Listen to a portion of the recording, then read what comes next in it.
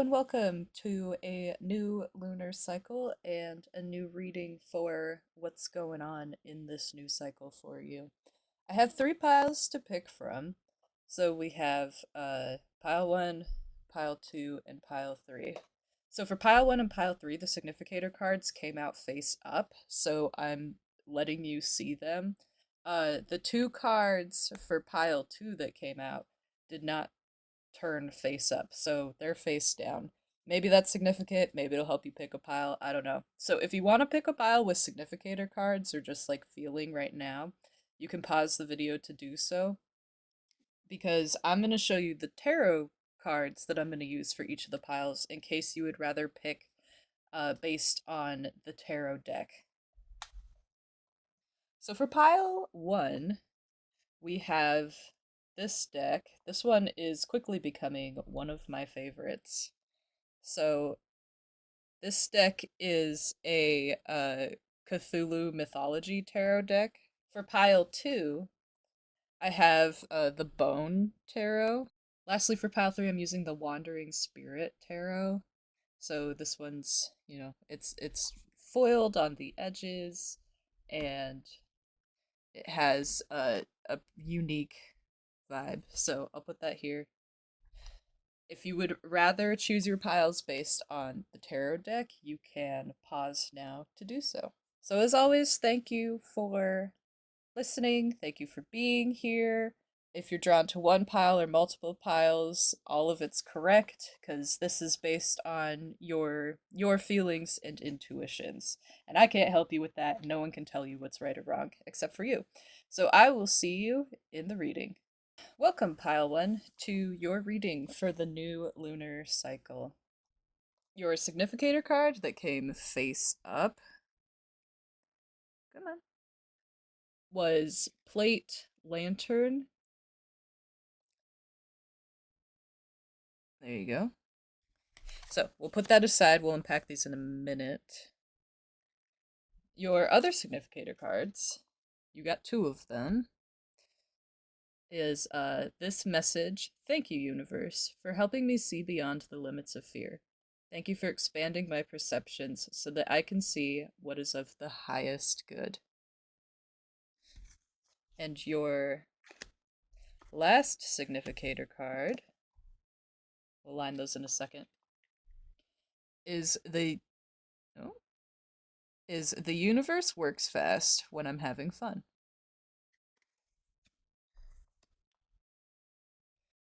So what I'm seeing from this here with the lantern and the thank you universe is really that before, at previous stages in your life, you had an unlit lantern, and as you learned to overcome some of your fears that you didn't need anymore, it lit a fire in you that's now helping you intuitively guide yourself through this next little portion of your life. So, this next lunar cycle. And in lighting a fire in you that's helping guide you, letting you see better, I see that you're finding opportunities in certain situations or aspects of your life that you didn't see before, so you're feeling a lot less stuck now. And I also see that you're finding fun in certain things that you used to steer away from. So this is an exciting time. Like, you might be discovering something new that you didn't enjoy before or didn't know you were ever going to enjoy. Because, like, maybe you were scared or embarrassed to uh, put a lot of time into it or share that with other people, and now that's kind of clearing up for you. And the other thing I see in these cards is all of these like pink and purple speckles coming from the top right corner here and sort of falling away. I see this motion of your breaking through something, and the dark, or like the veil you had over it because of fears that you're growing past, are shattering and falling away. So they're giving way to give you a new outlet or a new avenue to go explore. The motion I'm getting from it is kind of like after the firework, after a firework goes off and all of the different flammable portions extinguish themselves, how the ash kind of like falls away and drifts down. That's kind of the motion I'm getting here. So it's like stuff is just easily, effortlessly falling away and making way for new things when you shine this lantern on it. So your pile also picked uh, these awesome cards. So what we're gonna do is pull out some tarot cards just to get a little bit of clarification here. And I think I actually want the top one. We'll see what that is.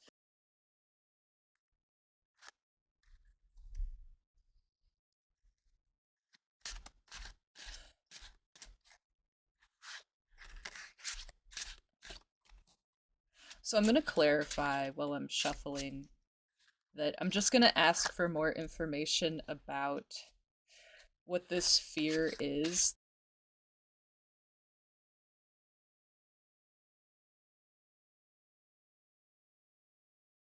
I don't know how specific we'll be able to get that message because it is a general reading, but there might be some energies around it that we can get a more defined answer on. I'm also hearing that for some of you, this may have happened previous to when you watch this reading, but you're really gonna notice the effects. So, like the new avenue after things fall away, after afterwards. So like in whatever lunar cycle you're in now, that's when you're gonna start seeing the effects. So after this card flew out, we'll kind of leave it. So I'm gonna put these aside in case we want more clarification later. And let's see what we have. We had one card that came face up, which tells me this one might be a little more important.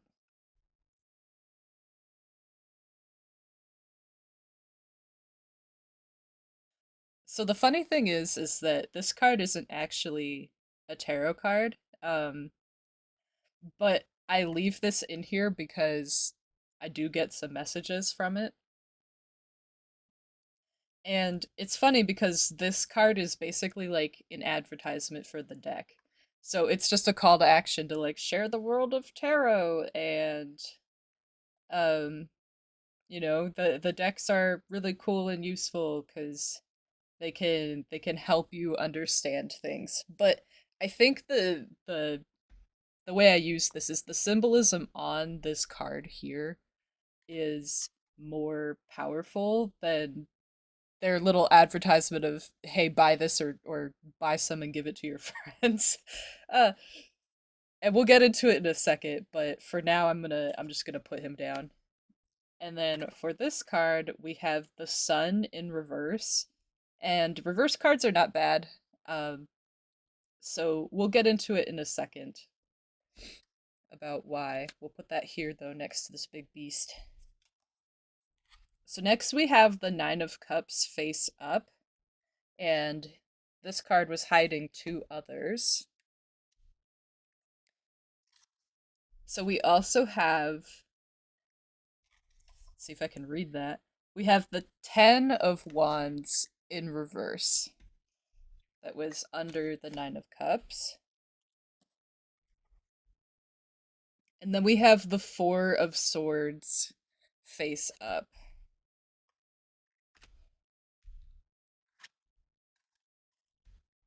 We also have the Two of Wands face up, and it was way over here. Like, this is the one that kicked out pretty far. So I think there's definitely something important there. I'm gonna readjust real quick so all of your tarot cards beautifully fit on screen. I do want to keep their orientations though, because everyone gets talked to differently with their cards, but for me, orientation does have something important to it. And I do want to mention before we unpack your cards here that I do listen to music when I do tarot readings because I get messages from it sometimes. There's a song by Texas Hippie Coalition. I know, awesome name, called Hellhounds. And right when these cards were being pulled, my attention got pulled to the lyrics of the song. And part of it he says, "Time to release the hellhounds." So I feel like there's a part of you that's been released. I'm also hearing caged sun. So I believe that's what this sun in reverse card is alluding to a little bit, being over the lantern, where by embracing a certain fear, kind of like Batman does, part of his whole trope is embracing what he was scared of the most to do what he thought was for the greatest good. And I see that that's kind of what you're doing here. You're embracing your fears and it's making you empowered rather than rather than stifled. And not to say that you were stifled before, but this is kind of helping you explore a new aspect of your life that you're going to really enjoy, and you're going to feel kind of like a badass doing it. It's going to make you feel like really cool to embrace something that used to scare you is a lot of the energy I'm getting here. And I think that's what a lot of this card is symbolizing, is that like there was a part of you potentially that scared you, or when you overcame a certain fear or embraced a certain fear, instead of trying to avoid um a part of you or something in your life that you thought was scary and untamable and should just be sealed away, um you're now using it to your advantage. And that's kind of what the release the hellhounds line was, is a lot of people would be scared of the hellhounds, but instead of you being scared of them, you're dictating where they go. Like you're releasing them to hunt stuff down the way that you want to. So whatever scared you before, you somehow, I don't want to say weaponized because it's not necessarily like you're attacking anybody, um, but you've more or less weaponized or utilized like this scary thing, this scary aspect of yourself or something in your life that you were scared of to your advantage. And it's really helping you excel in whatever it is you're doing right now. I also want to mention there's another song that I think may have significant lyrics for you. Again, you don't have to listen to the whole song. It's just a reference point for me to get specific phrases and words for you. So there's a song called Truck Stop Special by Antemortem, and some of the lyrics in it say, "You can't live your life with your head in the sand. You can't waste your time on a fool errand." And I think that this is kind of telling you that when you embrace this fear, or overcome this fear or utilize it in some way, you're gonna see life kind of accelerate and take off in a certain direction for you. And it's not the time to question if you actually surpassed this hurdle. You're just supposed to go with it because it's gonna feel strange and uncomfortable and new for some of you out there before you get to that stage where you feel powerful with it and empowered by it. But the more that you use it and exercise it, and even though it's new and feels kind of strange or you're not used to it yet, you using this new tool that you have or exploring this new avenue that you discover, it'll start feeling better and better. So it's like a way for you to get used to it.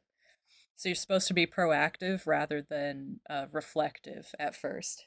I want to talk about these four clustered cards over here. What I'm getting is that the Two of Wands is like this prevailing energy over the rest of this message. And that's really exciting because the Two of Wands is all about basically holding the world in your hand. So you have all of these possibilities. You're in the energy of making choices that are good for you and people around you. And there's a lot of excitement at all of these new possibilities, which goes along really nicely with what your significator cards were. And I want to point out one more time that one of your cards here was the universe works fast when I'm having fun.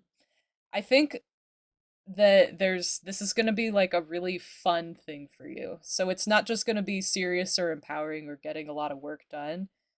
This is going to be like super exciting. I'm hearing playtime, like when you let your dogs out and they start running everywhere. Or when you were a kid, you were just so excited to do that one thing or go to an amusement park that you couldn't contain yourself. That's more of the energy I'm getting here. Is that this is gonna be so much fun that whatever amount of energy and work you put into this, it's not really gonna feel exhausting. It's just gonna ramp you up further. The other three cards here really complement the Two of Wands and the other energies because the Nine of Cups is all about like having everything you want. And this might be on an emotional level, that's usually what the cups reflect, but I'm hearing for a lot of you out there, you're gonna feel like there's nothing in life that you're really sorely wanting for. Like maybe there are other things where it'd be like great if you had it, but it's nothing that you feel pain from not having. So it's like the stuff that you don't have is like so luxury that you don't classify it as a need. So for example, like nobody needs a 50th Louis Vuitton bag. um or like a 9-course meal. Like one course is enough to fill you up and be happy with. That's kind of the energy I'm getting here is like everything else where you're like, yeah, it would be nice to have. You don't even consider a loss or a detriment in your life. The Ten of Wands being in reverse is way more exciting than maybe some other people would think. So normally the Ten of Wands tells you, just like all the other minor arcana tens, that a cycle's being closed, like it's complete now. So you're kind of resetting for a new cycle in some way. What I'm getting here with it being in reverse is that a new cycle already started as soon as you embraced or got past whatever fear was maybe blocking you. And in doing so, you kind of leapt past a lot of the precursor cards, like the one and the three and the Four of Wands, and you're just kind of hightailing it on the Two of Wands through most of your next cycle, where everything's going to be fun and exciting. And there's another message that comes with the Ten of Wands that's kind of about relaxing. I think the Ten of Wands being in reverse here is telling you, just like the Head in the Sand lyrics, now's not the time to sit on this and reflect because you might spook yourself out of embracing this fear. This is more about just going with it and following your intuition, doing what feels good, and you'll see that this will become more comfortable the more you exercise this new emotional or spiritual or intuitive muscle that you have. So the Four of Swords is the last one that really reiterates this message for you. And it does so in a really cool, kind of overlapping way. So the Four of Swords is talking about, on an intellectual level, the want for new stories, new narratives, new messages. It's like wanting more mental stimulation through life experiences or intellectual puzzles to be solved.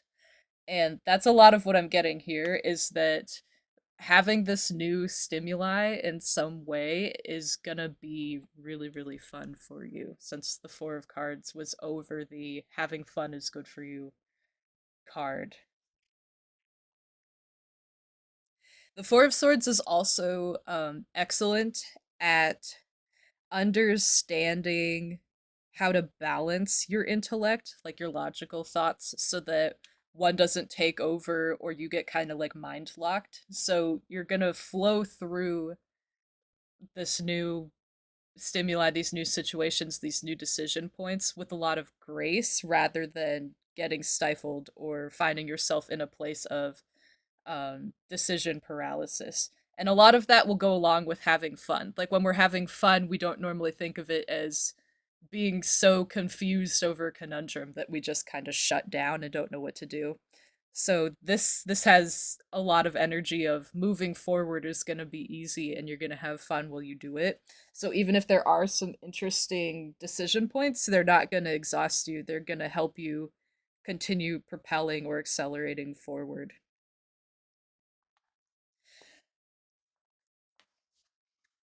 With all this said, and this is all really exciting, I'm super happy for you and I'm really interested in what it is that you've done or will be doing that's going to lead to this.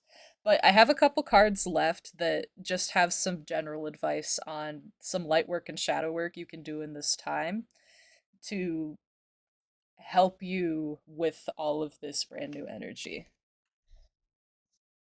So let's see what those are.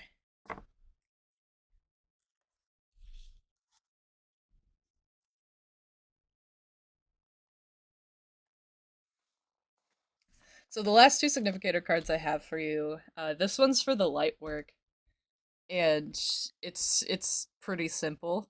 It just says the good kind. And your shadow work card here is talking about grief. See if we can get that to focus. So this is grief. In pain, find healing and deeper connection to the self. I think a lot of this grief card is talking about is as you embrace fears, there might be a little bit of residual pain that comes up from within that is kind of related to why you had this fear in the first place. So maybe a fear you're overcoming was embraced originally for self protective purposes. For example, if you were in a difficult situation as a young child, perhaps it was safer for you to shut down and not express yourself fully to avoid conflict with those around you because you didn't have the means to change environments like move really far away or get a new social circle if this heavy energy was coming from like adult figures or parental figures in your life. So as you unlock your fear and you fully embrace what you hadn't expressed for a really long time, like maybe it'll bring up uncomfortable feelings of you grieving over the fact that people rejected you for something that really didn't need to be an issue that needed to be rejected anyway. And so there's just this idea of for those of you who are embracing a part of yourself, a new part of yourself or a part of yourself you haven't in a long time, there might be some tough feelings or some painful like flashback-esque memories that go along with that.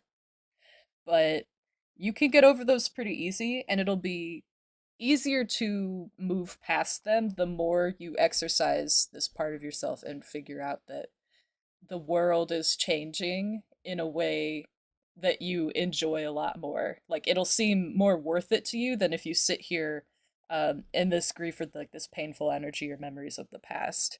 So seeing like the reward and the fun there is to be had around you is going to be a lot more empowering and a lot more encouraging, so it'll help you push through this and heal from it.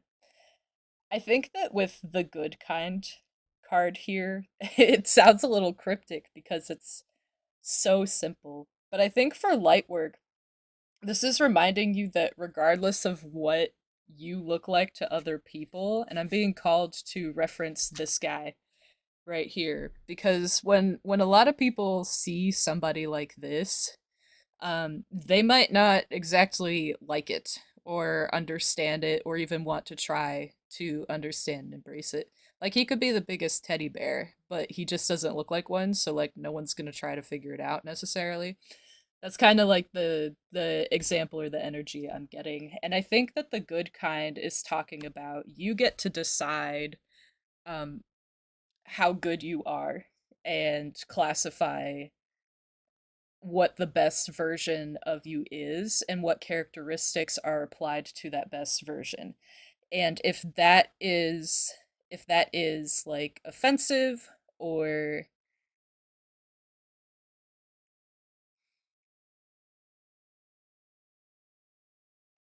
if that is offensive or repellent to other people that are in your life or new people you'll meet later, that's not really your problem, it's theirs. I mean, the only way it would really be your problem is if you're going out of your way to be malicious or harm those around you or yourself, which I don't get here. If you're in the right energy, that's not the issue. So it could just be that like someone doesn't like your new vibe or your new look, or embracing these other parts of yourself, you now have the courage to check somebody who was otherwise going unchecked in your life. Like maybe they were doing things that weren't okay, like overstepping boundaries or putting you down a lot, and that's not something you're doing anymore. So they're gonna find it annoying and they're gonna maybe push back, but that's really not your problem. Um, so for your light work, this is all about just embracing what you choose to be. And if other people have problems with that, you get to choose not to let that affect you and not have their definitions of you be pressed onto you and define you in any way. So if you say, I am doing good and I am a good person, and they try to tell you otherwise because you're not like conforming. I'm hearing a lot about kind of the black sheep thing right now. Then that's not your problem. That's just an indicator that these people aren't coming from a place of love to where they can accept you. So they don't need to be a part of your life and they don't need to take up room. You don't need to spend time on them. The last song I want to point out here before I wrap this up, and thank you for being here, is the song called We Love You by Avenged Sevenfold. And it's talking all about like do more. More, more, more, more, more. Like what you want, building a whole new world, being one in a million, and like your higher self and aspects of yourself and your spirit guides like loving you is kind of the message I'm getting from it.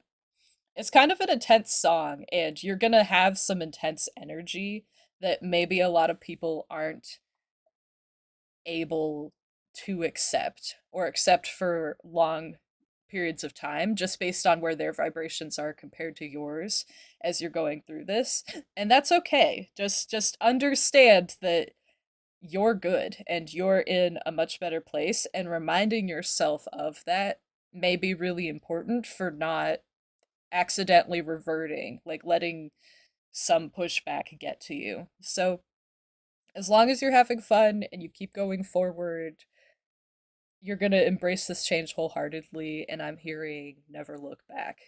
And that's so, so exciting. So I'll end by saying thanks for being here. It was a pleasure to do your reading, and I can't wait to hear more about what the heck it is that you've recently been through or are doing. And I will see you in a brand new video. Hello and welcome, Pile 2, to your reading. As you'll notice, there's no massive ring light over the back of your cards, but I was called to leave it there because I think some of you may have been more drawn to this pile when the ring light had the glare. So if you picked the face down pile, then this is your reading. You could have also picked with the bone tarot cards. They're right here. We'll look at them in a second.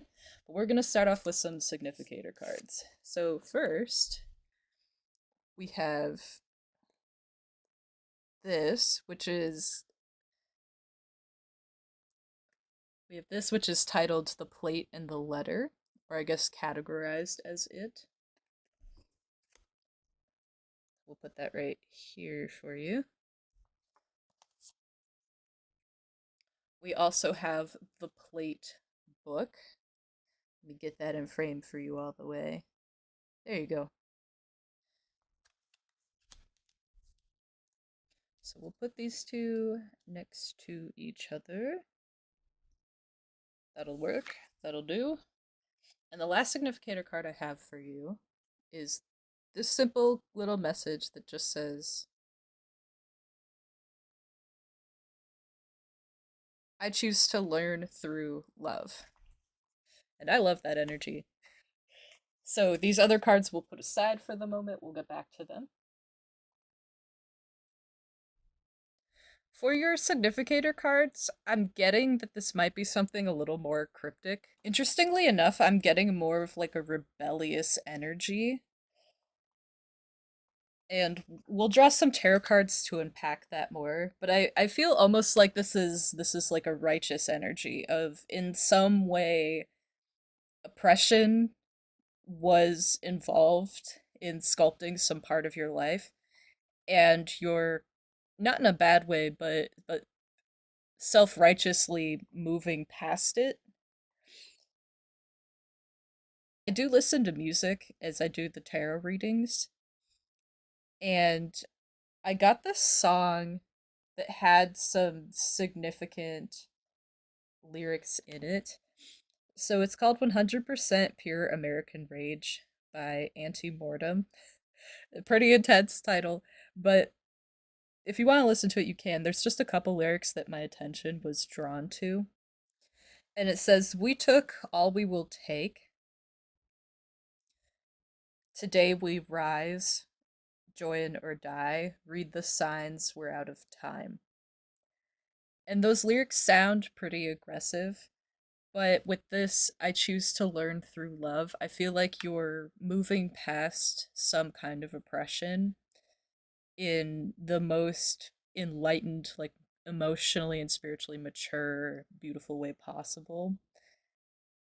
And it's a very impressive way to go about your life. So I can't wait to learn more about what's going on in this lunar cycle for you, because this sounds like it's bigger than just one cycle. This is big energy to get through, and I'm really excited for you, and I can hear from like the universe and your spirit guides that they're they're just beyond the moon, super happy for you and really proud of you. I'm getting lyrics from one more song here that I want to point out real quick before we unpack your other two significator cards. The song is So Young, and it's by Portugal the Man.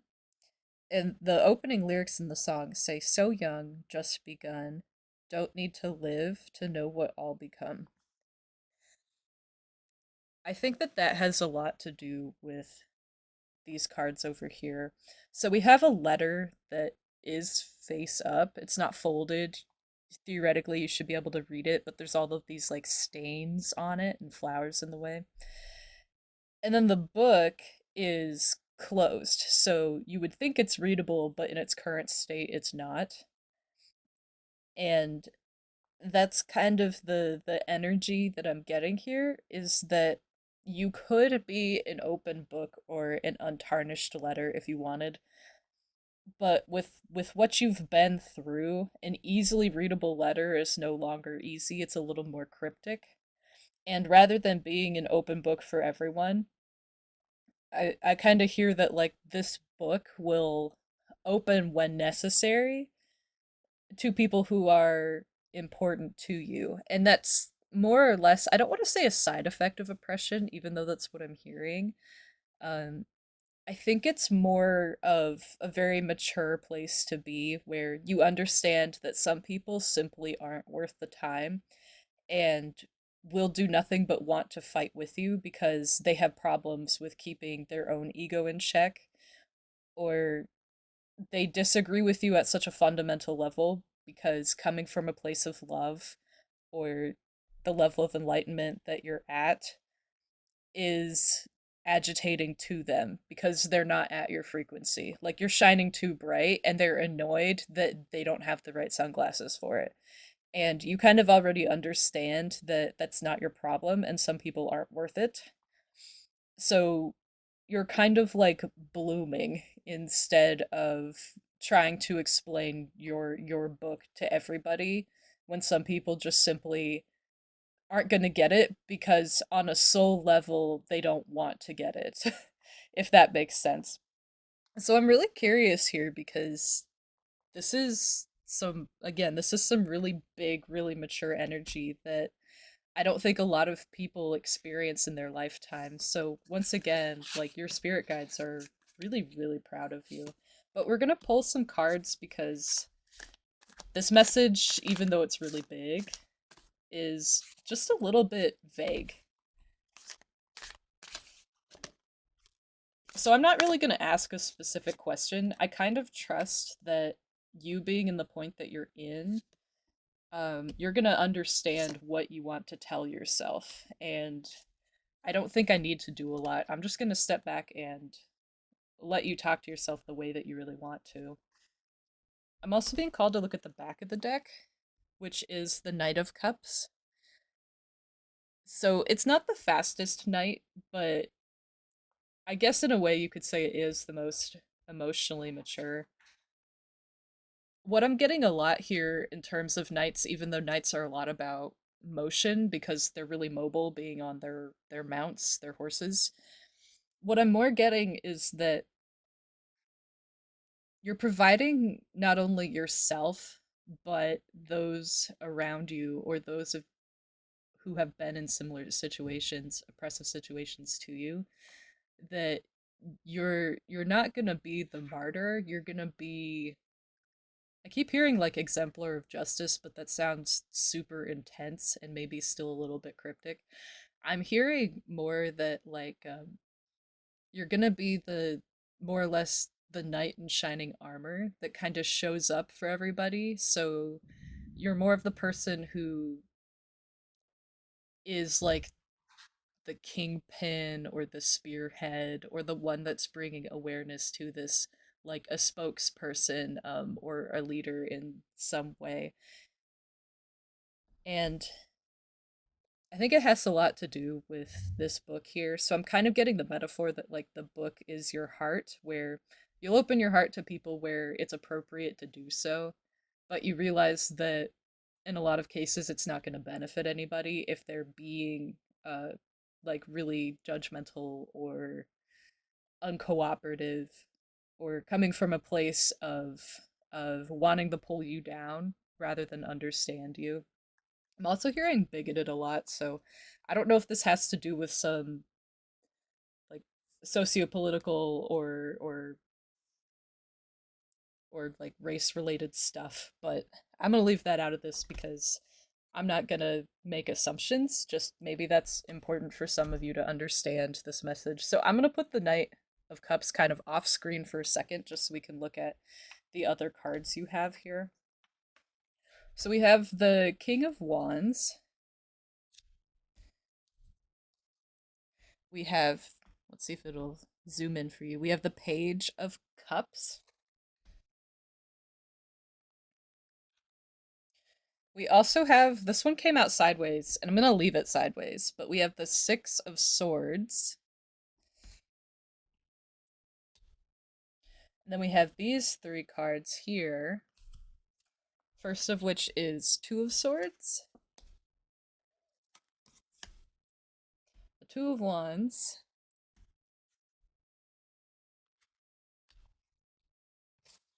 and the last one is the Three of Wands.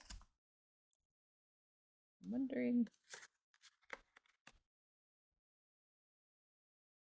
does it fit? It almost fits, doesn't it? I would just move them around willy-nilly so you can see all of them.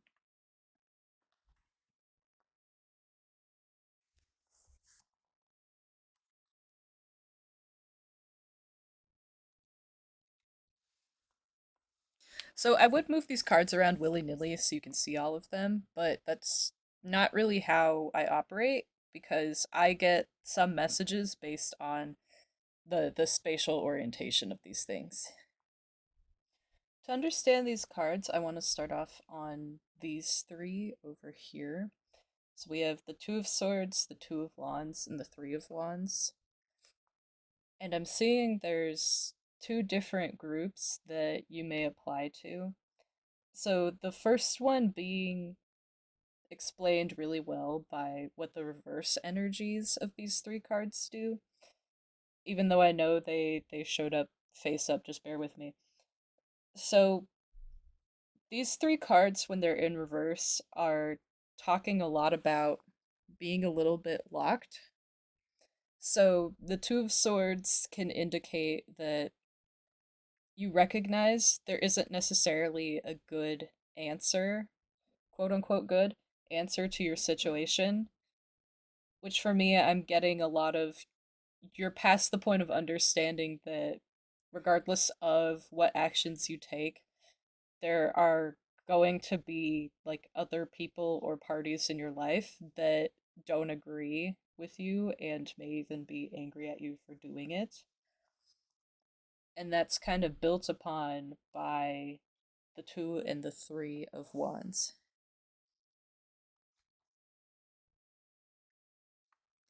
where the Two of Wands can express that you feel like you're rushing into a situation or you have rushed into a situation.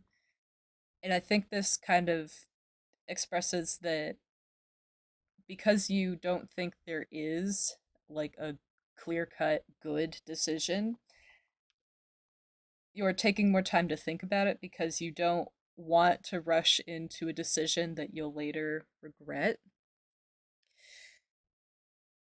Because when we talk about the Three of Wands, if it's in reverse, it can reflect the energies we get when we regret a past situation. So I feel like for some of you in this group, you do kind of feel those energies of you're in a situation that you feel like is kind of impossible, like there's no way to win from it. But regardless of if you feel that way or not, I think that the face up versions of these cards or the upright versions of these cards apply to all of you. And that is that there is a way to move past this difficulty. And a lot of it is coming from learning through love, like your significator card says. So if we look at the other message that these three cards have for you, it really starts with the Two of Swords in the back here, where you're in a situation surrounded by opposing thoughts and ideas, and some of them are pretty emotionally fueled, like really angry, really upset, really bitter. But you recognize with the Two of Wands and the Three of Wands here that you're kind of at a pretty powerful threshold to where when you make a decision, it's going to cause a lot of change.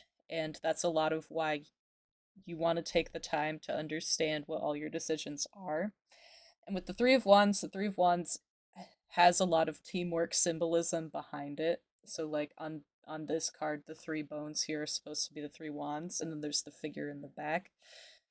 What I'm really seeing is that you're more the figure in the back, and the choice that you eventually do decide, like the bone here that you would favor, is going to lead to you creating or cultivating like a really powerful group that even if there are other people that are more in the limelight or get more attention, they all defer to your judgment. So I don't want to use the phrase pulling strings in the background because that can imply there's like some more manipulative energies in it, but it's more like everyone willingly references you for the next best things to do, and then this group that kind of sees you as the leader without ever needing to elect you will go off and do their things, and the people in power in said group will also branch off and go off of what you said. Like they'll continually check in and defer to your judgment. And that's what a lot of this King of Wands energy that we see here is you're very like in tune and mature with the way that you speak and the way that you think about things and the ability you have to approach things with understanding from all sides impartially, and then apply your feelings and experiences later to make a really informed decision, even in emotionally charged situations. So I want to point out that the King of Wands is over the sideways Six of Swords, which ultimately symbolizes where you are right now and how to get past it. So right now you're kind of in this weird purgatory is what I keep hearing, where with the Two of Wands here kind of being on the same plane, you're right now taking the time to figure out what you really want to do that's going to be very impactful at this stage in your life. And then later, when you finally decide what that decision's going to be, that's when you're stepping into the King of Wands energy. Because the Six of Swords being upright or reverse, it talks about one way understanding there's a path in front of you that's going to be difficult, but it's probably worth it anyway. And the other side talking about how, like, not necessarily indecision, but that, like, a choice or a commitment to a certain path hasn't been made, so you're not moving forward. So, like, you're kind of in between this, do I want to make this decision or that decision? And when you finally choose one route or the other, and you understand there's no perfect way to do this, but when you finally just go for it, like, that's when everything's going to change for the better, even though it might take a while for it to get to a place where it's not volatile and it's stable. Which kind of brings us to the Page of Cups here, because all the pages are talking about like a new, fresh energy. So they're kind of quick moving, but they're a little bit like unrefined for each of the minor arcana. And the Page of Cups is really talking about having strong intuitive abilities, which will help get you in a point to make a decision and run with it and be empowered by it. But it's also, the Page of Cups is really good at being open to learning and hearing out new insights and adapting. And I think that not being rigid, but being able to approach everything from a non judgmental, mature state of being is what's going to continue allowing you to move forward through this situation. So I don't know what you're doing, and I don't know how intense this situation is, and I don't know what a group of people will look like for you. I don't know if it's going to be like leading a massive group, like hundreds of people, or if it's literally just like two or three. I'm not sure.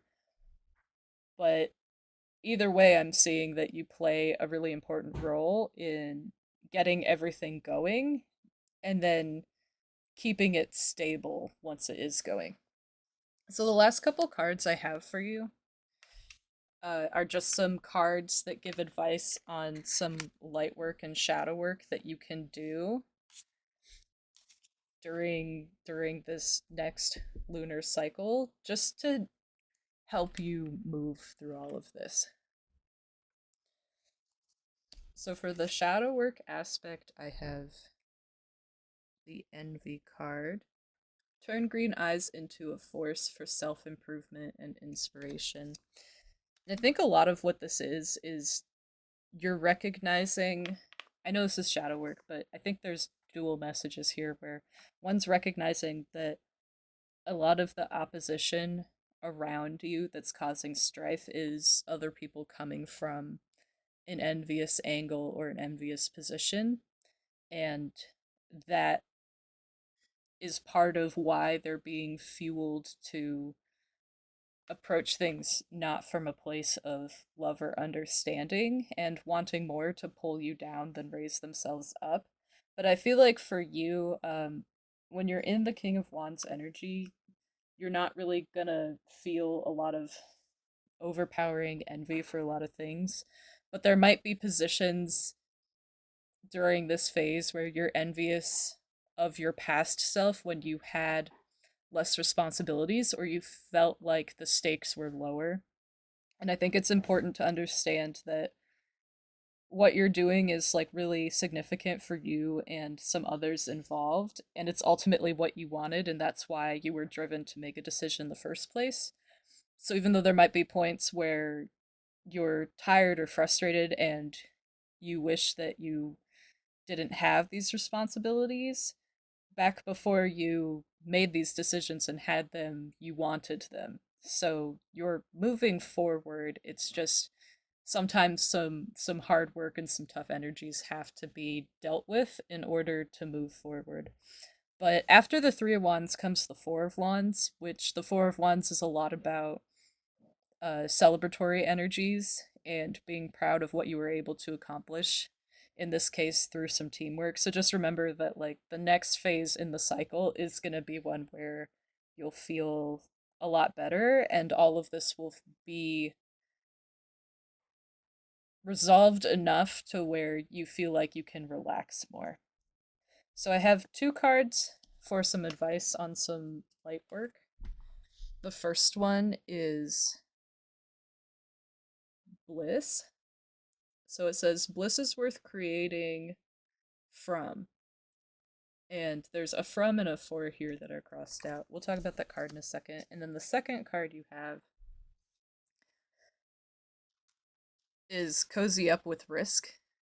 And I think that this, of all your advice cards, is probably the most profound, because when we talked about the Two of Wands, you understood that there was no way to like easily win.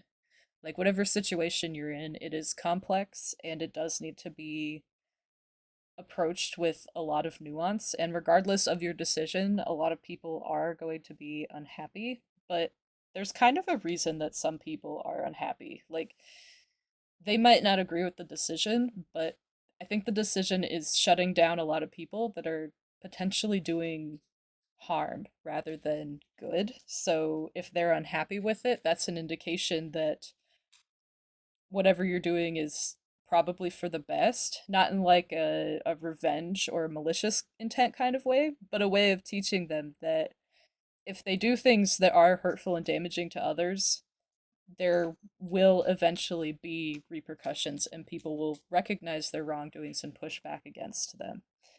Um, and with the bliss is worth creating from, what I really see is that being under your significator card of I choose to learn through love, you're understanding that the well of love you have within you that you can tap at any time, that helps you understand and approach this situation from all angles and make informed decisions.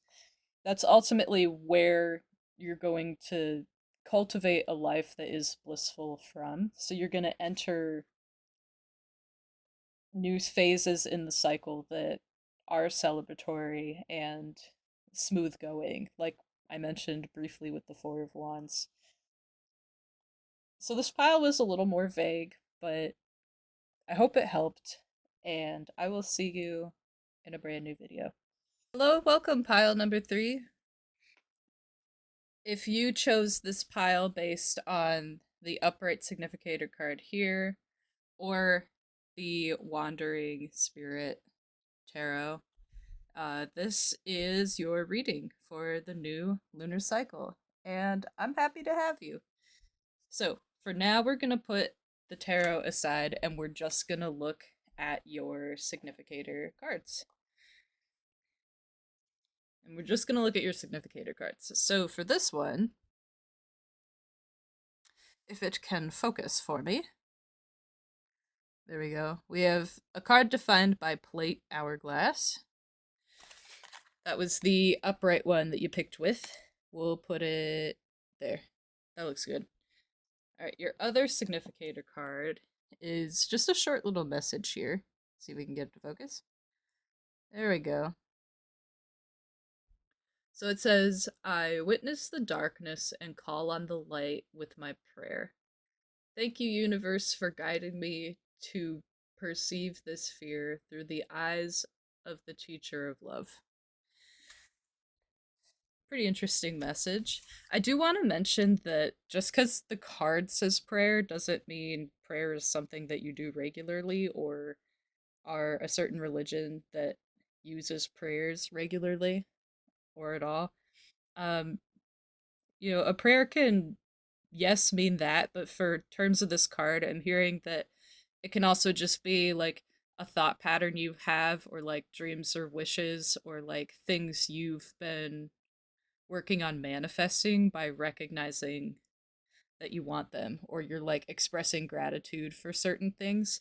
So it doesn't just have to be like the religious act of praying. There's a lot of different mental practices that can be associated with praying. So like don't be scared away from this pile if you resonated with it, but you're like not religious. Okay. I want to mention that your talkative significator card here mentions perceiving fear and having love as a teacher. So if any of you came from pile 1 and or 2, hello. This seems to be a message that's kind of referencing the other two piles. And I don't want to tell you to go look at other piles if you didn't resonate with them, but if you did resonate with either of them and you didn't watch them first, maybe get around to it if you're called to.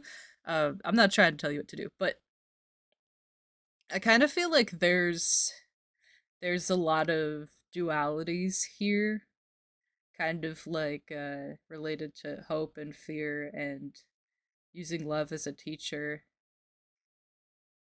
So in this card, there are more bat-esque wings, and then there's more like bird-related ones. So more of the common tropes of angelic and demonic. Not that there's any demonic energies, but there's kind of like the light and darkness, the above below duality coming in here. In the hourglass, I think it's just the shading of the card itself. I'll hold it up again so you get better resolution here. But it almost looks like there's someone standing in a hallway in the top, and then like a shadow from below. So there's like as above, so below, light, dark. And I feel like this reading will resonate with those of you who you've kind of been going through some darker energies, but you've been doing so with like a very light heart or like an optimistic mindset. And I feel like for a lot of you what's happening in this new lunar cycle is it marks the beginning of when you kind of make it through a dark energy and you're on the other side of it now and you feel a lot better because you did something really hard and you grew from it. So you're coming out the other end into easier times as a more grown, stronger version of yourself. So like everything feels better and it feels easier.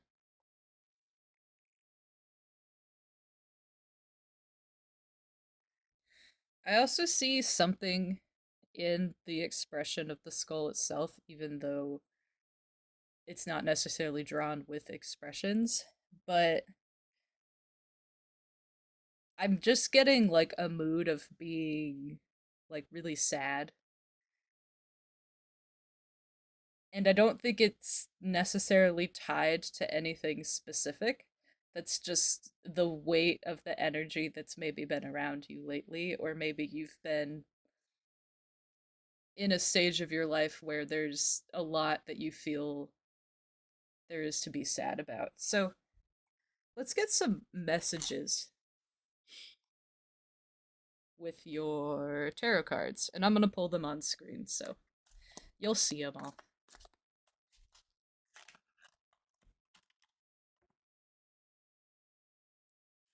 Maybe we'll take those. Oh, there's one. And maybe we'll ask for one more. I am taking reverses, so don't be too upset about that.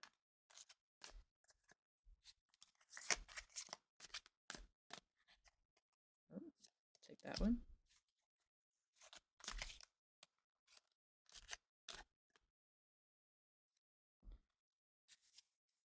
Hi, I'm back. I took a second to censor some of the cards just because YouTube guidelines. So this probably looks a lot different than it did before I cut, because I kind of laid out the cards too. It looks like a lot of cards, but we're gonna break it down, so that's okay. So there's a little bit going on here. The first thing I'm noticing about all of these cards, I think this one's the one that stands out the most to me, the death card, is that there's two figures. There's a skeleton and then a woman. And that's the theme for pretty much most of the cards here. Now, in certain cases, that may not be significant. It may not mean much that there's like multiple figures or two repeating figures. But for me, I'm getting that for many of you here, this might be talking about your interactions lately with another individual, whether it be like a friend or a relationship. I'm getting that this relationship is kind of deep rooted. Like, you've either known this person for a while or you know a lot about them. So even though your relationship is young, it feels like a pretty old one. I'm also getting for some of you that this might not be like a physical person. This could be like a spirit guide or someone that you're still in contact with. But this energy, like some of it seems to be rooted in the past. So it's showing the transition of what's going on and like how you're kind of progressing out of maybe some darker, like sad energy. I'm not necessarily convinced for all of you that it would be shadow work because shadow work has, like, it's dark and it can make you feel like weighed down or heavy, but it's usually a little less like sad or has more of like a, I don't want to say victim mentality, but it really feels like this is something external that like happened to you and you've been working really hard to kind of get through it. So for those of you where this is another human being, I don't see this relationship, at least in the past, having particularly like healthy interactions or outcomes. And for those of you who have been going through something in the physical world that doesn't have to do like with another person or like relationship, like something tragic happened that like you've been kind of grieving with, and I think your spirit guides were grieving with you. Like your pain was kind of passed on to them because they care about you and they wanted to support you through this. And I think where I want to start with these cards is over here on the left, the ones with the glare on them, of course. So those two cards is one, the death card that I already mentioned, as well as the Nine of Cups in reverse, which is the first of many censored cards. And so with these two cards, I have them laid kind of on top of each other. What I'm really getting here is that for a while with the Nine of Cups in reverse, you've been feeling like you're not fulfilled. For a lot of you, I'm hearing you're not emotionally fulfilled. For some of you, I feel like it could be you're not emotionally fulfilled because other things in your life aren't um, supporting you the way that you need in order to feel emotionally fulfilled. And that's causing you to get a lot of like heavy energy. So, for example, if you feel like you don't have the means to support yourself the way you want to in terms of like getting a good job or paying for all the food you need, like having a stable life where you don't have to stress about things, something along those lines. Like um it feels like you've been in a position where you just haven't been feeling fulfilled with your life or a very like important aspect of it. And the interesting thing here is that I feel like you underwent some kind of a loss that you weren't prepared for, expecting, or didn't want to happen in the way that it did, or at the time that it did, or at all. And it was really painful for you. And there was a lot of grief and sadness around that.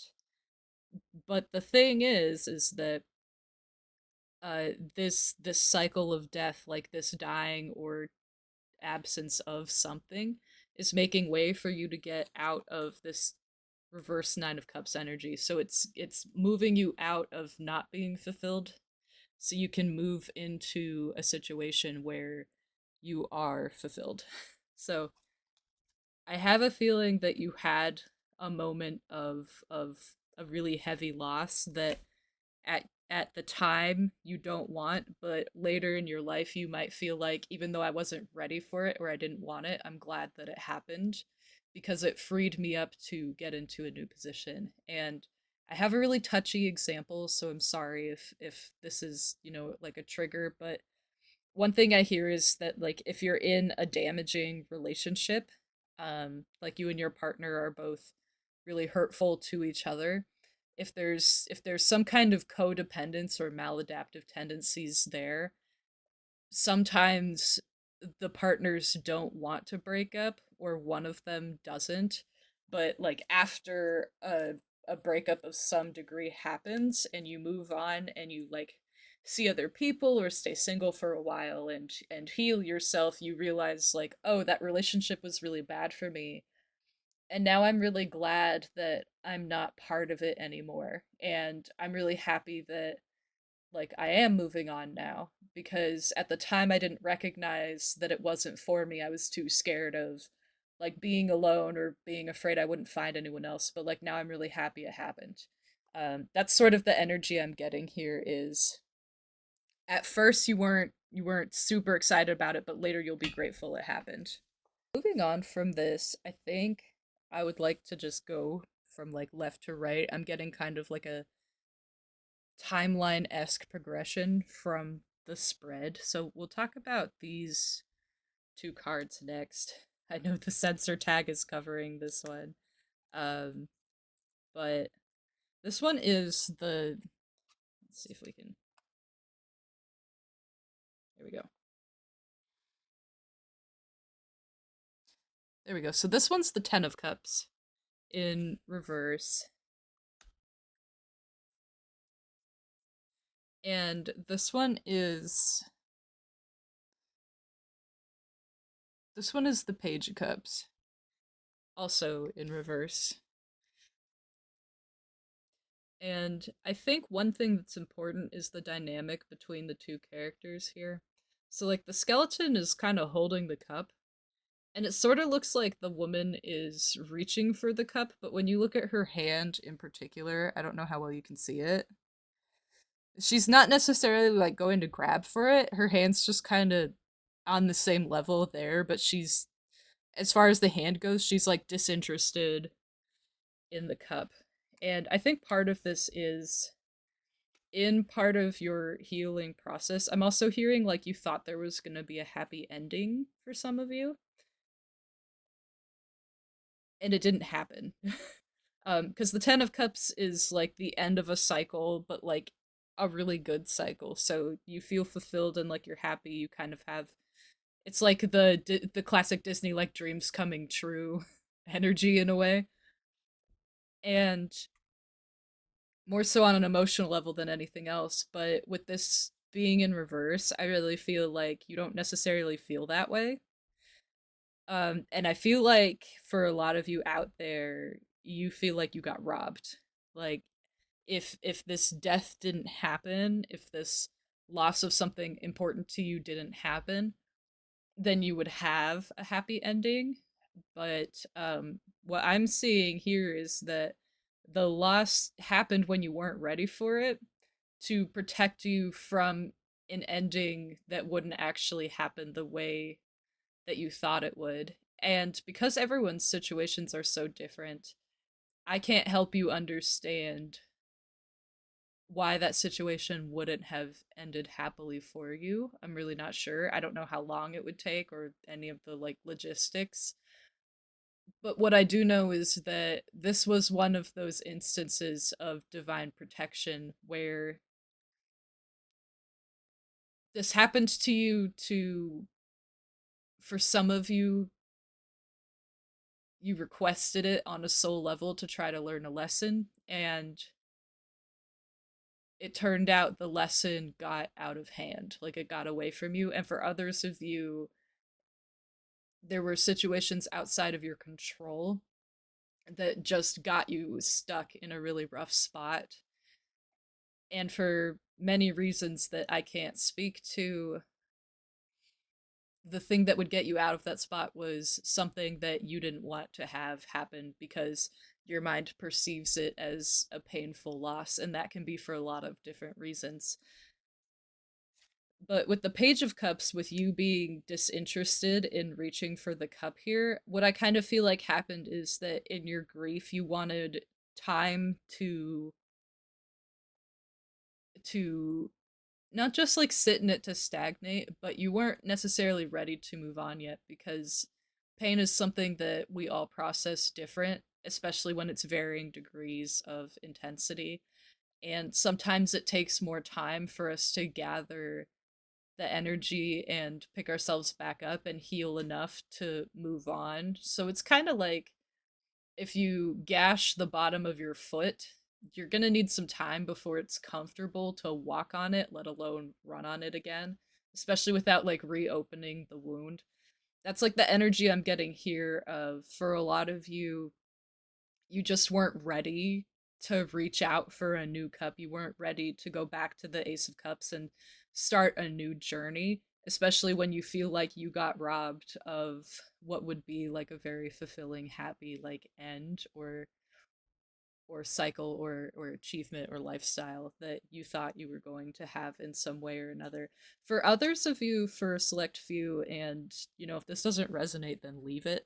But I feel like some of you weren't reaching for the cup because you were rejecting it because you were coming from a place of pain. So life kind of offered you another opportunity to help you move forward, and you just said like, I don't want it. And I don't know if it was an I don't want it because I'm not ready, or if it was an I don't want it because this is just going to happen again. Like there was a little bit of like distrust and disdain for the universe at this point in time. And for some of you, I'm hearing that this was a while in the past, so you've moved past it now, and you're getting this reading now because you're ready to move on. And if you're humoring this talking hand on the internet here, it's because part of you recognizes hearing this is healthy for you because you're ready to say, I'm going to move on now. Um, and so part of you is recognizing that on some level by humoring this reading. So I do have to say, like, my heart goes out to you because these situations are never easy or fun. But sometimes we do need, for lack of a better word, a little pat on the butt, a little kick in the ass to just go. And we might not be ready. Moving might still hurt, but it's better because in the long term, the investment of taking the energy to move forward will pay off in ways that we don't understand yet. And you'll be glad that you did, is what I'm hearing. So we'll put those back down. What I'm seeing next is this card, which instead of um, reverse or upright, we have a sideways card. So this is, I'll turn it vertical just so it's easier to see for a second. So this is the Emperor. And the Emperor's sideways. I think one thing that's really, or the Empress, sorry. I think one thing that's really interesting about this card specifically is that instead of the Empress like sitting on a throne or standing somewhere, the skeleton is carrying her. So what I kind of see is that Even though you took some time out because you were going through some form of grief that was for a few of you like quite intense, um the universe and your spirit guides specifically like didn't stop trying to take care of you. So like they still kept setting things up in your favor to help you move on and recover from this. And those protections could be like energetic or otherwise. They might manifest as like helpful coincidences in the physical world, however small or big, or whether you appreciated them at that point or not. But what I see is that, like, even though you might feel really alone, you were never truly alone, and you were being tended to um, with a much higher degree of care and frequency than what a lot of other people get when they're doing well. Like there was extra attention and nuance paid to you because your spirit guides recognized that you were going through a lot and so you kind of needed help relative to when you're doing great and you don't necessarily need as much encouragement and help, which is a very roundabout way of your guides just saying like I was here for you the whole time even if you lost like faith or trust in us. Now with the card being sideways, um I feel like the card is really telling you that your spirit guides are carrying you through a long point in time from one phase to the other. And I think that even though they recognize that this was like eventually this will you'll look back on this and say this was a positive thing to have happened to me, they definitely recognize that the way that this change happened and the amount of pain you experienced from it is something that they definitely regret. And it's not necessarily that the spirit guide that's like, or guides that are expressing remorse were the ones that triggered all of this, but it's like they would rather it didn't have to happen this way. It's their way of recognizing like that this was really painful and that they wish it didn't go down the way that it did, even though later it will be a good thing for you and like a more pivotal moment in your life to get you into something better and healthier, especially in the long term. So your spirit guides kind of like carried you from point A over to point B, even though there were definitely moments like we saw with the Page of Cups of you denying the cup of like rejecting their help or like not wanting it. And they kind of like stuck with you anyway because they understood that like the rejection was coming from like a place of grief and pain rather than um more of like a hard fasted you were choosing something else. In other words, they were being really patient with you because we all deserve that when we're going through something really hard. So the next cards over here is more what you're being carried into. I have one card I forgot to flip over. And I really feel like that's because this card isn't like these other ones here. This card is kind of like referencing maybe where you came from to get to the energy you have with this new lunar cycle. So I feel like the High Priestess, which is this next card here, the High Priestess is building upon what this other card is. So the High Priestess and Temperance here are kind of both on more of like the bottom side, the bottom edge of your screen. And I feel like they're complementing each other here. Specifically, unlike the Page of Cups, when we look at the Temperance card, when we look at the Temperance card, um, there are multiple cups happening here where the skeleton still has a cup, but instead of like holding it up and you kind of being disinterested, you have a full cup and you're pouring it into the skeletons. Like what I really see here is that your point of view is being refined and you're bolstering yourself to move on in a way to where even though it might not be comfortable for you or be painful for you, you're doing it in a way that you can handle and it doesn't necessarily like it doesn't hinder you to still be in a little bit of pain. You're kind of like bolstered from that. Like what I'm hearing is that even though pain can still bother you, it doesn't keep you from doing anything that you want to do.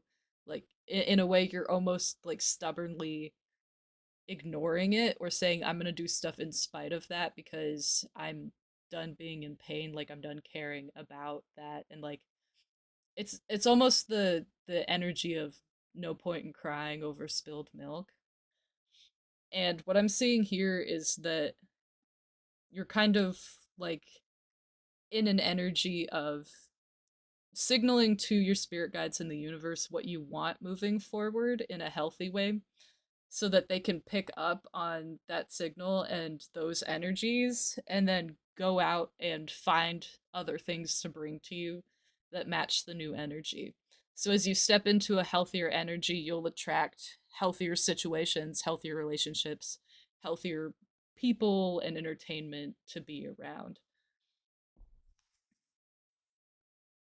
And I know it's kind of hard to see just because of the card itself, but the woman is holding like a scroll that appears to be empty, and then the skeleton's like holding like a pomegranate and a talisman. So there's this dynamic of your spirit guides in the universe are still trying to like give you hints over what could be good to recognize and like write down on like a to-do list or a wish list, but the choice is ultimately yours and you get to determine how quickly you move on and how much you grow from this and decide what you want to look for moving forward to attract to you. So in other words, you're kind of deciding where you want to go next, which is really exciting because when you do that, you choose what possibilities you're sensitive to in the future. So there's this real encouragement to keep an open mind and only do what you want to do when you want to do it to try to keep you from being burned out. And I know that the High Priestess card like doesn't necessarily say some of those messages, but in conjunction with everything, that's what I'm hearing. So, those are those two cards. I kind of want to look at this card before we go all the way to the right on like where you might end up after this cycle. So here we have, let's see if it'll focus. Yeah. So here we have the Tower card, but the Tower's in reverse. I think something else is that the Tower is only the skeleton, which we've seen like spirit guides for you identify with right now. And the skeleton has like a crown falling off. Now the Tower's all about like having moments where uh, the whole foundation somehow fails. So an entire tower that took a long time and a lot of energy to like build up and maintain just is like poof gone in an instant because it collapses. So the tower energy is a lot to do with like an abrupt falling away or falling apart or collapse, which leaves room to build a new tower in a stable, healthier, better fashion. With the tower card in reverse, specifically having the skeleton on it, I think that there's a real recognition here from your spirit guides that this needed to happen, but they do feel bad about the way it happened. And we've seen that message iterated before. What I'm also getting is that even though the tower card is like classically the reverse has the energy of reflecting that there may be feelings you have that you're avoiding confronting, which I definitely think can happen in a place of grief. That might be where you're coming from, where some of you were avoiding some hard feelings or grieving the way that you need um, to be healthy and start healing. But a lot of what I'm hearing is that moving forward, because it does feel like you had kind of a tower moment with like how traumatic the death card that we talked about was, like the event it was symbolizing was. I think that for a lot of you, this tower card is also telling you that moving forward as you heal from this and you attract healthier energies and relationships, as you heal from this the right way, you won't have another event that's this traumatic like this one was moving forward. And part of that is because whatever situation you were in, you'll understand that you don't want that again, so you won't enthrall yourself in another situation like that. But what I'm also seeing, because for a lot of you, this wasn't on purpose, like just an odd series of events kind of got you caught in this. And for others of you, it was choice. But for the part of you where it wasn't choice, it was just a weird series of events outside your control. What I'm seeing is that you won't have another moment as traumatic as this because the spiritual, emotional, and like mental growth that you're going to have from this will make it so that if you're in another situation like this, you'll approach it very differently, you'll see it very differently, and it will affect you very differently. So you won't be as attached, and therefore you won't be like as traumatized if something like this happens again. And you'll do things within your power you didn't do last time just because you didn't know, and like that's okay, we all learn. But you'll do things to keep yourself from becoming like as vulnerable or resulting in as much pain moving forward. And that's just from having the experience of recognizing what you should like protect yourself from and what you shouldn't. And part of what I'm hearing is that like the reason the tower card's over here instead of over here is because a deck only has one. So um I think that both of these are kind of resembling that energy of something important to you fell apart and it was really painful, but this feels like more of a loss, like something was ripped away from you that you weren't prepared for, whereas sometimes the tower card just resembles like something in you fell away so you can build stuff. This death card feels like more like a person or something in your physical world got taken away from you pretty abruptly. Okay.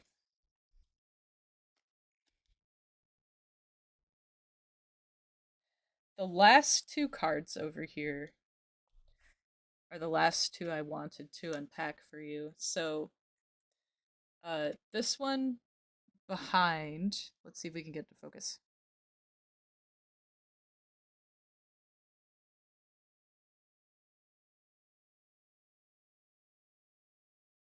Yes, we have the Hanged Man, and then we have Justice. So you got a lot of major arcana, which I think can be significant um, in mentioning that this was a really big life event for you. Like it's gonna impact you in a major way, even though it already did. It's going to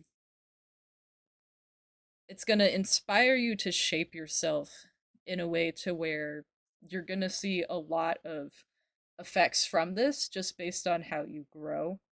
So the pain you went through this event is going to cause dramatic growth within you, which is going to shape the rest of your life for the better.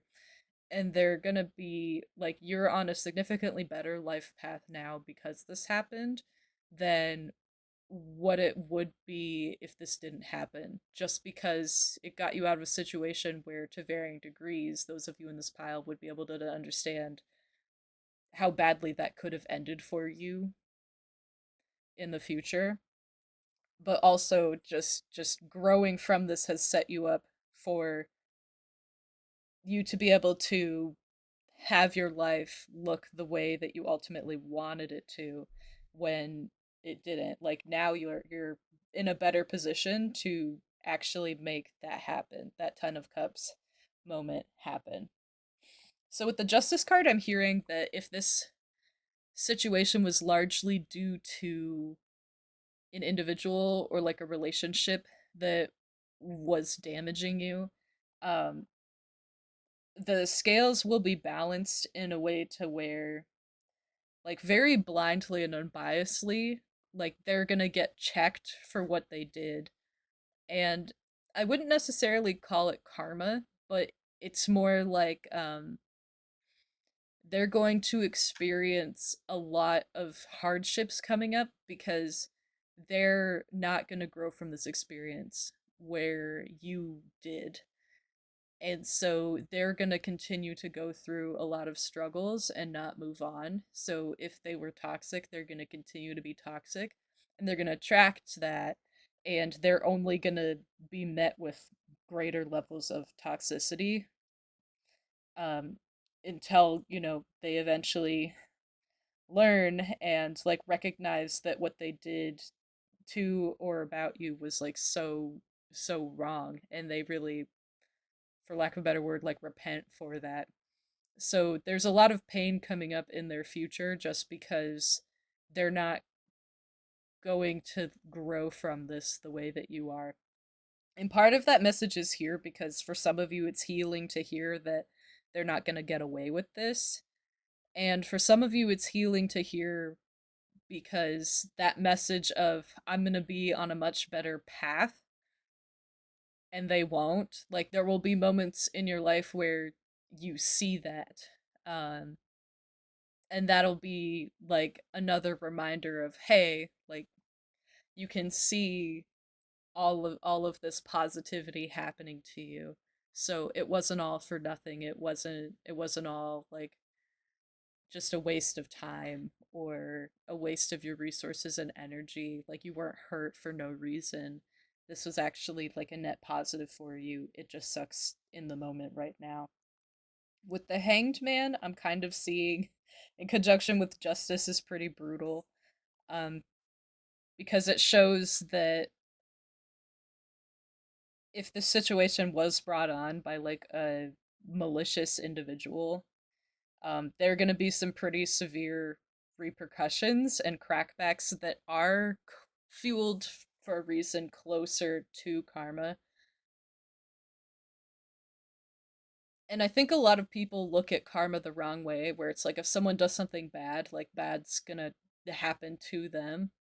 But in this instance, part of what's happening here is like um, they're gonna get a little bit of that. Like on a spiritual level, they're kind of gonna get hung for what they did.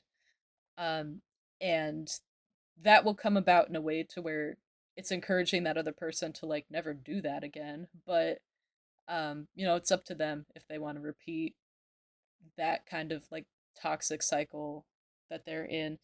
But what's more important for you to understand is that with the Hanged Man, there's a lot of sitting back and relaxing. There's the energy of letting go, just swaying in the wind, not fighting the fact that you're hung right now and trying to get out. It's a point of letting the physical world happen around you and looking within to center yourself. There's a lot of energy of self reflection, and what I'm seeing is that from the growth and reflection that you're having coming out of this really painful event and situation,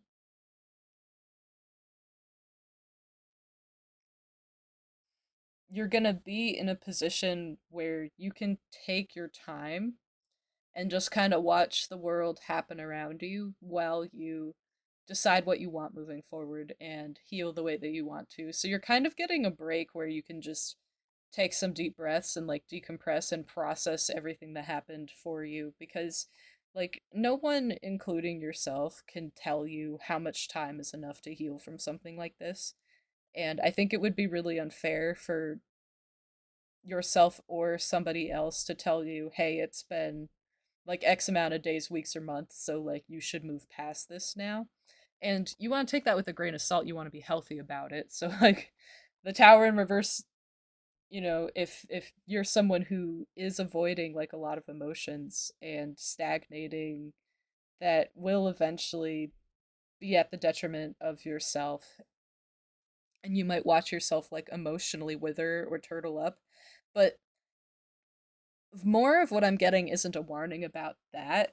It's just showing you that, like, as long as you're making the efforts to move on, accept what happened, accept where your life is now, and continuing onward, you'll be in a position where you can take all the time that you need because you're still healing. You're not avoiding the healing. I hope that makes sense. So I'm going to move all of these aside.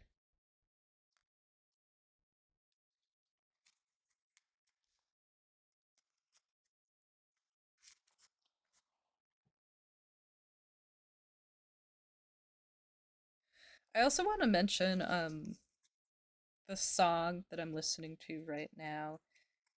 It's called Hardcore by Rain Wolf. I was kind of conflicted on telling you about the song because your spirit guides are like, "No, it's a really dark song and it doesn't have a message that like we want them to hear right now."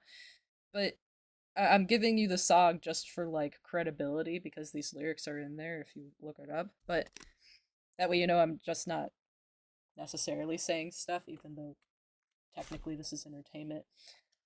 But there's a couple lines in it that say, "Nothing in the world can stop you, not even me." And I think that's really powerful, encouraging message because what it's really saying in this context is that even though painful things happen to you, you somehow always manage to come out the other side stronger, and shaped in the way that you want to be shaped, even if you can't recognize that from your human perspective, like your higher self is choosing to go through these situations with the mindset of learning and growing from them so that they don't happen again in a way that shows like a lot of grace and tenacity. So like nothing really can stop you, but that doesn't mean that, it doesn't hurt. And when it hurts, it really hurts sometimes. So there's a lot of encouragement here, and a lot of this message is geared towards trying to show you that even though it has hurt for a long time or it hurts right now, you're getting close to being in a position to where it doesn't have to hurt anymore if you choose to move past it. So the last couple of cards I have for you here are some advice cards. I have a couple that are talking about some things you can do for light work that might help you through this next lunar cycle, and then I have a couple for shadow work. You got two of each, unlike some of the other piles. Don't tell them, no favorites. But so this one here is for light work, and it says the sacred flow of yes.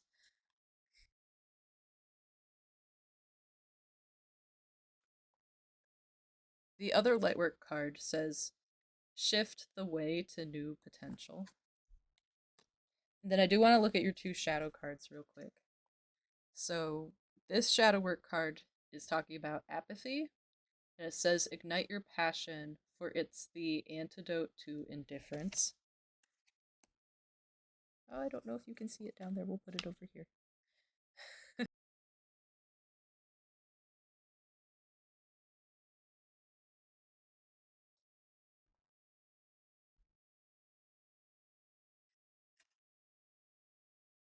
The second shadow work card you have here is talking about ego, and it says beyond the facade of ego lies the depth of true character. And while I was grabbing these cards, I had two more tarot cards fall off the top of the deck, so I am curious. I do want to see what they are. So we have the, where are you? We have the Emperor in reverse, and we have the Magician in reverse. What I'm seeing here for light work that may help you is that there's a very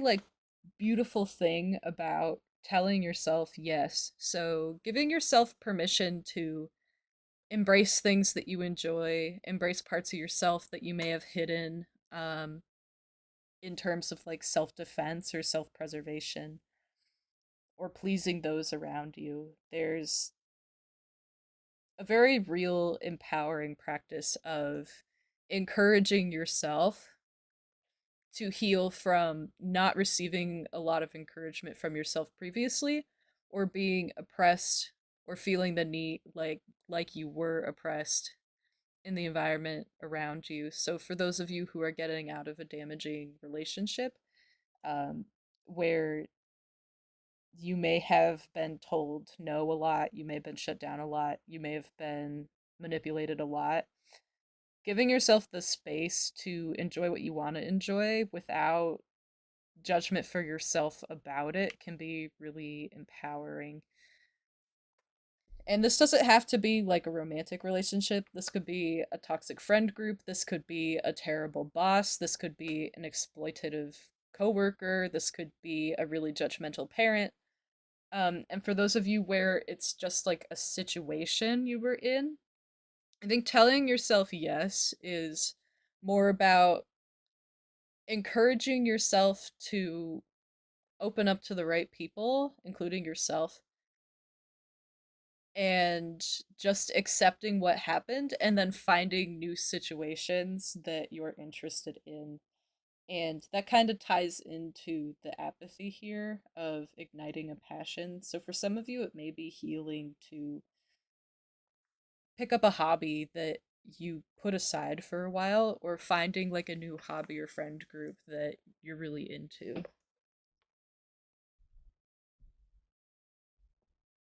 But there's something really powerful about not shaming yourself for doing things where in the past, or even possibly now, you felt like shame should have been attached to it, when there's really no need for shame to be brought into the equation at all. Like, for example, some people get shamed for their fashion sense because it's weird or dorky, as other people would put it. Or some people feel embarrassed about enjoying specific animes in their free time.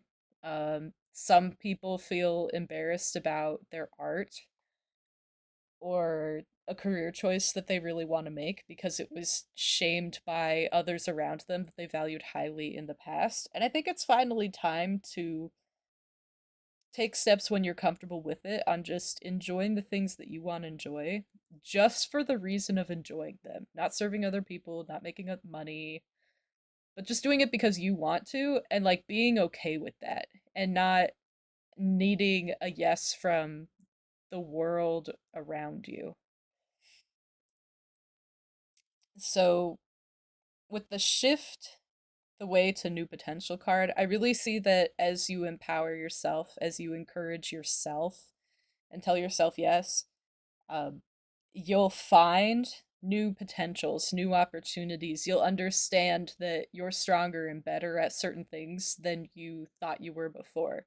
And you may develop new talents that will help you shape your life in the way that you want to. So, this is a really exciting part of your cycle where you're stepping away from the pain and going back into like a fiery growth that will let you live the life more aligned with what you want to actually live. And it might take some time, but like you're definitely going to get there as long as you continue to empower yourself. So for the Emperor in reverse here, what I'm really seeing is that for a long time, a lot of you did feel oppressed. And that could be from yourself, from the environment around you, or maybe a little bit of both. Um, in terms of just lots of no's, lots of not wanting to accept you for who you are. And that can be really painful, and it can manifest itself very insidiously to where you shame yourself and you feel embarrassed about aspects of yourself that like you don't need to feel embarrassed about, because you'll find a community of people that have the same interests and qualities that you do. And even if you didn't, which is so unlikely, but let's say like you never found another person that was interested in something the way that you are, that still doesn't mean, that's still not a justification for being embarrassed about it. It quite simply means that that's something that like you're gonna celebrate maybe on your own, or other people will humor you even if they don't get it, just because they like you and want to encourage you. And it may be that if you were the only one in the whole world that enjoyed it the way you did, you would, one, be the best at it, and two, you might encourage other people to enjoy it too, and that leads to like a new career opportunity where you now have like an untapped market or expertise that was never even like a thing before. And that's because you were the only one. So it's like I don't really see,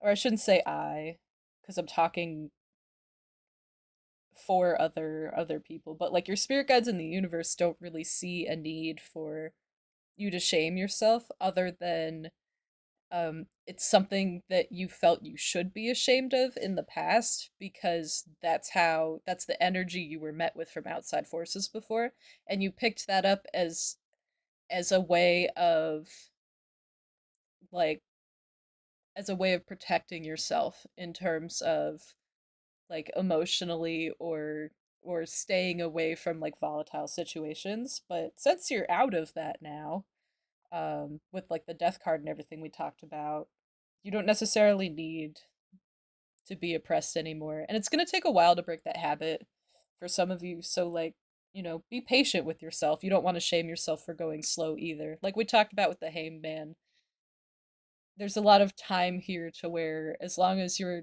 taking the steps you can afford to take to heal, you don't have to feel bad about how long it's taking, because you'll get there when you get there, and whenever you get there is the perfect time. So, for the shadow work with apathy and ego, as well as the magician in reverse here, what I see is that apathy and egos, whether they were yours or external individuals' egos, they really held you back. These characteristics held you back from manifesting what you wanted the way that you wanted it. So when we talked about earlier, when we talked about the 10 of cups being in reverse, like you not getting the ending that you wanted even though you thought you were, this is kind of a little bit of an explanation about why. It's far from the full story because all of you are so different, I can't give you specifics in a general reading, but even though you have the ability to manifest and be a powerful magician and take what you want and transmute that energy in a way to where you'll bring that about in the physical world, a lot of why that didn't happen is because there was apathy, and I feel that that apathy was largely yours. So like your passion wasn't, it either wasn't genuine, it was misplaced, or it wasn't as strong as it needed to be to carry you through the manifestation journey, because it does take a lot of investment, like a lot of time and resources and energy, if it's like a really big feat. So what I'm seeing is that for those of you where it wasn't at your passion wasn't at the level it needed to be, that's largely because in the past you had been shut down by other opinions, and that subconsciously rooted itself in you. So even though you were still interested in it, you never fully embraced it in a way to where now you feel free enough and safe enough to do so. And for those of you where I mentioned it was misplaced, sometimes we cope because we can have many passions. So if growing up you said I want to be an artist and your parents said hell no, you're going to take over the family farm, or you say I want to be a lawyer and your family says but your entire family is doctors. No.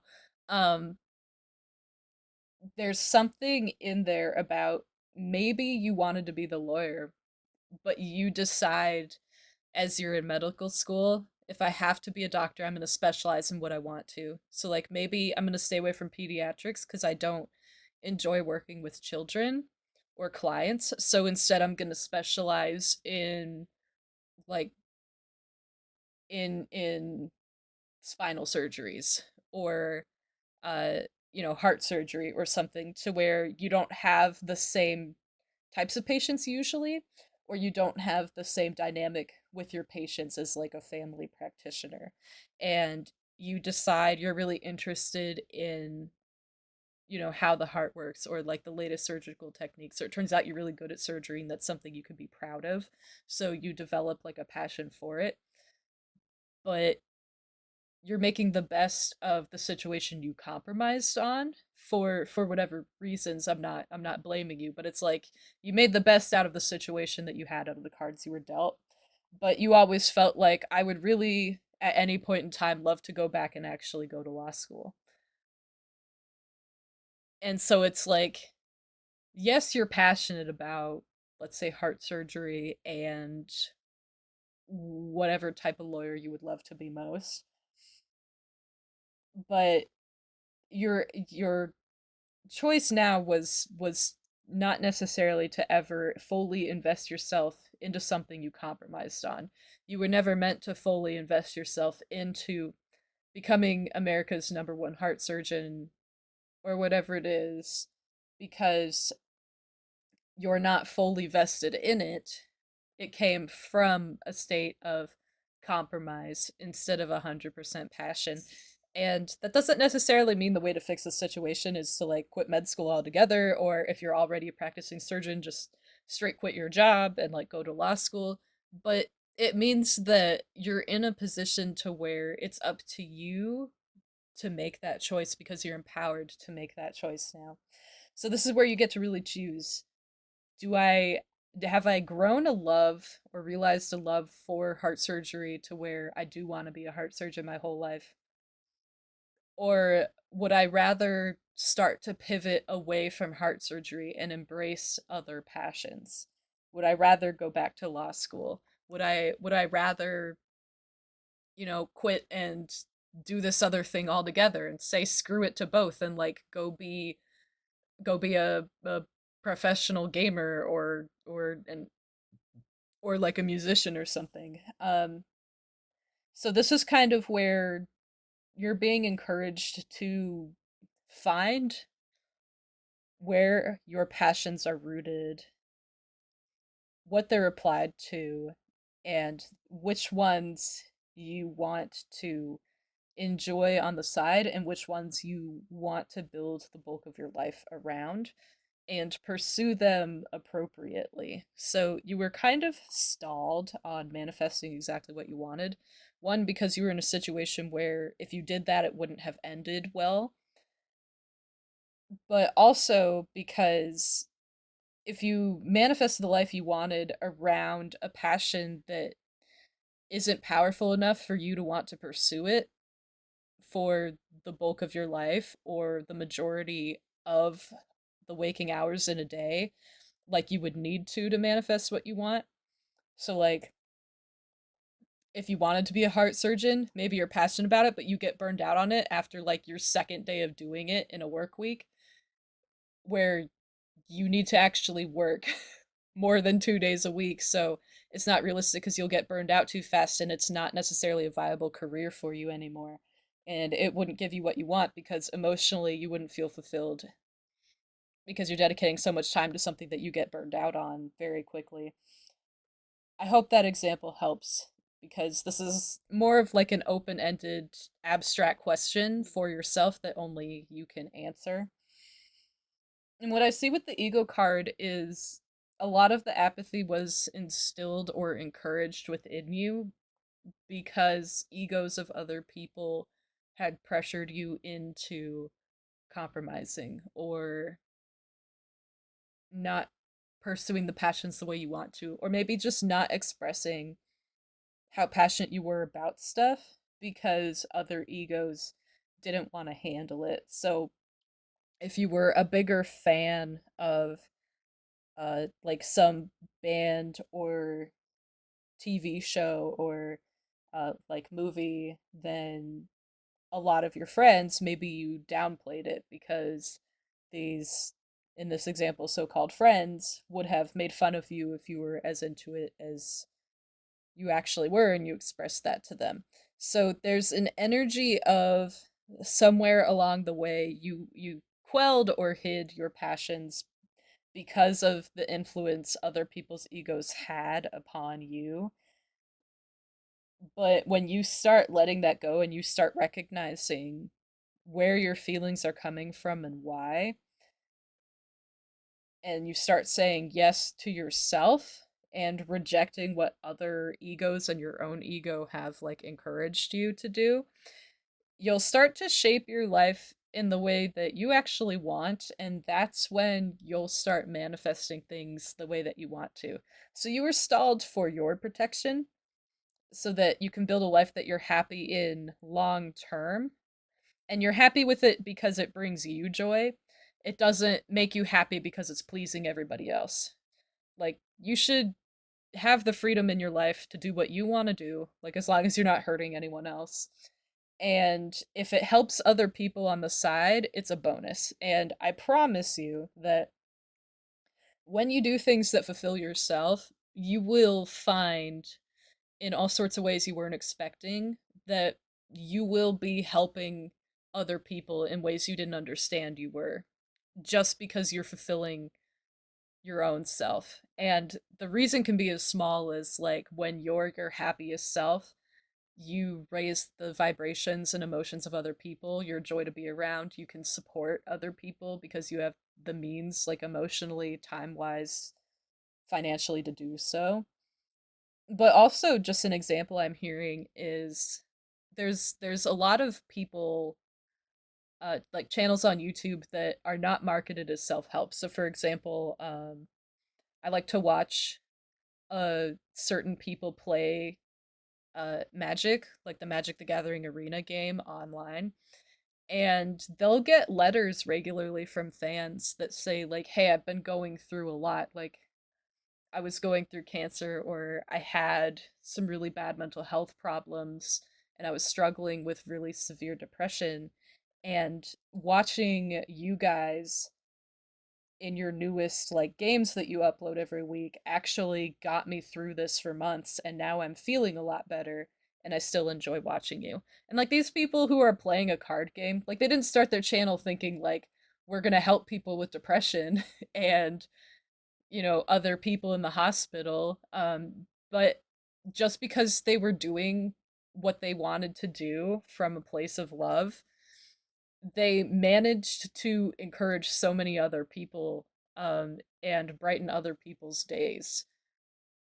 And that's kind of the energy I'm getting here of when you do what you're actually called to do and you're doing it just for you, you will inadvertently help everyone around you. And a lot of times you won't notice it until someone speaks out about it. But you're being called to serve yourself first and watch everyone else around you get lifted up for it afterwards. So that's all I have for you, and I wish you all the best because you're coming from a really difficult energy in a difficult place right now. So I'm excited to see how you grow from this and in what ways you find your life getting better and really being able to embrace you for you in a shameless way and do what you want to do. So thanks for watching, and I'll see you in a brand new video.